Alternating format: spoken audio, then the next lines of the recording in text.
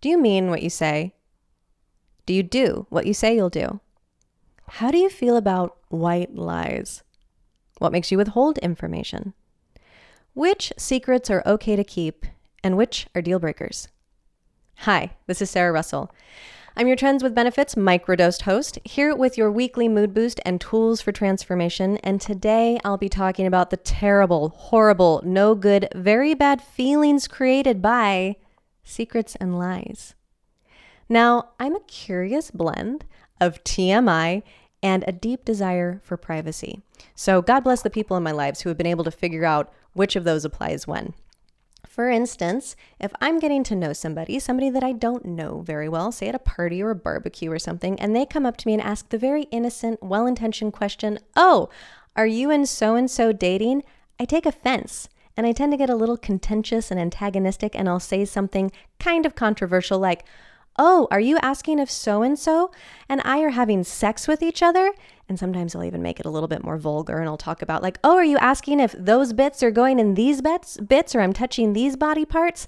And I'm intentionally trying to make that person uncomfortable because they made me uncomfortable, because I think the question of who are you dating is a very personal question, because really they're asking, are you having sex with that person?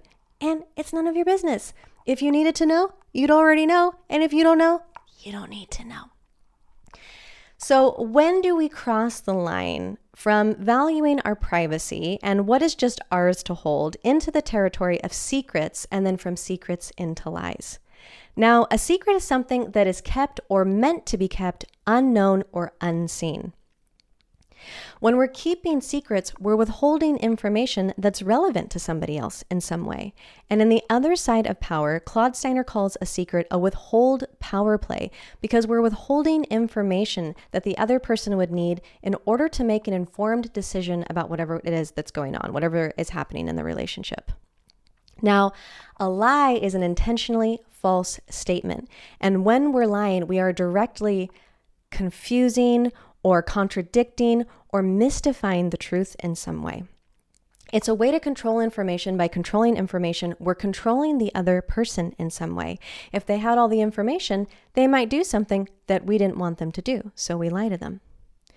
When we keep secrets and lies, people no longer have a choice to give informed consent to the relationship. They don't have enough information to actually make a choice about how it is they want to be relating with us. So what makes us keep secrets and lies? Sometimes it's because of our capacity. Sometimes we don't have enough time and energy. We're feeling overwhelmed or overworked. And so then we overpromise and we can't actually make good on what it is that we said we wanted to do. A big reason why we keep secrets and lies is possibly we're rescuing. And a rescue is defined as doing more than your share or more than you want. And often when you're doing more than your share or more than you want, it's coming from a well-intentioned place. However, it is still a unilateral, non-negotiated action that you're taking. And so you're withholding information in some way with your rescue. You're not actually telling the other person what you want. You're not telling them what you need. You're just doing what you think is going to fix the situation in some way, but you're keeping a secret. You're withholding information, and the other person might not want you doing that thing if they knew it was going to make you exhausted or depleted or resentful in some way. So a rescue is something that's non-negotiated, even though it seems like it might be that you're doing something nice or kind for the other person. We're likely to engage in rescue when we feel there's some kind of danger, scarcity, or competition. So again, a rescue is often a move to try to fix something, but it's a non-negotiated move to try to fix something. And we're also more likely to rescue when we're depleted. So we tend to lose our yeses and lose our nos when we don't have enough energy. Another reason we keep secrets or tell lies is because of a power play, and Claude Steiner defines a power play as making somebody do something they don't want to do or keeping somebody from doing something they do want to do. And power plays can feel really oppressive and dominating and aggressive to the person that's receiving them, but often the person that's power playing is actually coming from an interior state of fear and desperation. So they're controlling other people because they feel out of control. They feel a lack of control in their lives in some way, sometimes. The thing is with rescues and with power plays, people don't have enough information. And sometimes the reason we're rescuing or power playing is because we don't have enough information to know what it is we actually want or what we don't want until the moment arises or after the moment. And then it feels like it's too late. It feels like the moment of honesty has already passed. So people will keep secrets and tell lies because they have idealistic, unrealistic expectations about what's actually available. They think they should be able to do something in a particular moment, and then they're not actually able to act in alignment with the way that they were hoping they were going to show up. Sometimes we don't have the time, sometimes we don't have the energy, sometimes we don't have the skill set to show up the way that we want to. So we can get bogged down in shoulds. This is the way I should be. This is the way that person should behave. This is the way I should be treated. But really, it's helpful to communicate clearly what our expectations are and then negotiate what actually is or is not possible. And again, if there's idealism in those expectations or idealism or unrealistic standards in those negotiations, we might fail in the moment and break trust in a way, keep a secret in some way, lie in some way, because we don't actually have the skill set to show up the way we thought we wanted to in that moment. So sometimes we fail to keep agreements, again, because we don't have the capacity or the competency, and capacity is that time and energy. So for instance, if you invite me on a chai date on Friday morning and I say, that absolutely sounds delightful, see you there. And then I realize that I have a full workload, I'm managing a family crisis, and by the time I show up for that date on Friday, even though it sounds really nice with you, I'm not going to have the time or energy or space to relax and have a nice hangout with you. So I'm over-promising in that moment because I don't actually have the time and energy to show up for you. This could also be a competency problem where you don't actually have the skill set to show up the way that you want to. So for instance, I see this all the time when people want to be cooperative in their conflict. So they come into a conflict and they go, okay, we're going to move through this reasonably. We're going to be compassionate towards each other, and we're going to come up with a solution that works for both of us. Okay, let's say that's available if you have the skill set, and the skill set, the competency you would need in order to accomplish all of those really wonderful goals. You'd have to be able to recenter yourself and manage your emotions. You'd have to know what you want. You'd need to have enough internal power that you could clearly articulate what it is that you want. And you'd have to be willing to negotiate and possibly make some compromises. That's a lot of skill sets that you would need in order to have the kind of conversation you'd want to have. Are you competent in order to do that? And so you might need to do some skill building in order to not keep secrets or not tell lies about what's actually available from you. Sometimes we also keep secrets or tell lies because our agreements are really far away from what our 100% is. And our 100% is what we want. It's what we need. It's what our preferences are. And so if our agreement is really far away from our 100%, keeping our agreement would actually mean acting against ourselves. So sometimes we keep secrets or tell lies as a way to preserve our autonomy in some way. And again, like, we would ideally want this to be cooperated and negotiated in a transparent way, but sometimes we don't feel that that's available. We don't have enough internal power. There's not enough safety in the relationship to feel like we can be honest about what our autonomy requires. Sometimes we might tell lies or keep secrets because we don't have the same standard about something. Sometimes, like, somebody will agree to a standard that's actually higher than their standard. So for instance, I might say, absolutely sure, I'll commit to this thing. I'll give the example of doing the dishes. So for instance, I say, yes, I'll do the dishes. You can count on me.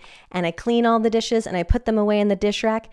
And then I leave them to dry in the dish rack and I don't put them away. Like, did I actually keep my agreement in that moment? Was I trustworthy in that moment? I think so, because all the dishes got done. But somebody else might go, you said you were going to do the dishes. You didn't do the dishes. They're all still drying in the rack. The dishes aren't done until they're put away. I can't actually count on you to do this. So we might have a difference in standards, and like, I might be agreeing to a standard that I don't actually agree to, or that I'm just not tracking because it's not my standard. And how polarizing was that example? Did you just like get super mad at me because I didn't put the dishes away in the dish rack? Or did you understand? You're like, yeah, sure, they're done. Plus they need to dry. Let them drip. So what can you do if somebody has lied to you? So trust has been broken, and that's trust with the other person and possibly trust with yourself for even being in a situation where you allowed, quote unquote, allowed yourself to get lied to. So you might have to rebuild enough trust in yourself that you can take care of yourself. You're going to have to integrate the hurt in some way. You're going to have to figure out what your actual boundaries are. You're going to have to decide what your needs are. You're going to have to take time to take care of yourself. You're also going to need to decide how much you're willing to engage in processing with the person who broke your trust. And you might also need to forgive yourself for being in that situation. Often the other person, the person who lied to us, wants us to rapidly forgive them so we can move through that really uncomfortable phase, but it's going to take time, and you get to decide how much time it's going to take you in order to move past secrets and move past lies. And the more entangled you are with somebody, the harder that's going to be. If you live together, if you share finances, if you co-parent children together, if your lives are more enmeshed, it's hard to take that time and space that you need in order to heal.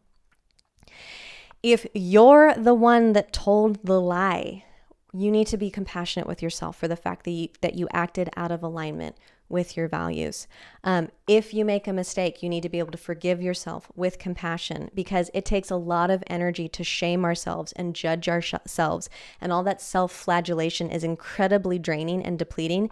And you're going to need that energy in order to make the behavior change so you don't keep telling secrets and don't keep keeping secrets and telling lies. So you're going to need that energy. So don't use it to shame yourself. Yes, a certain amount of shame around behavior that you don't, that you're not proud of is appropriate, but it's also okay to have that be a small piece of it and then really put that energy towards making the change that you want to see.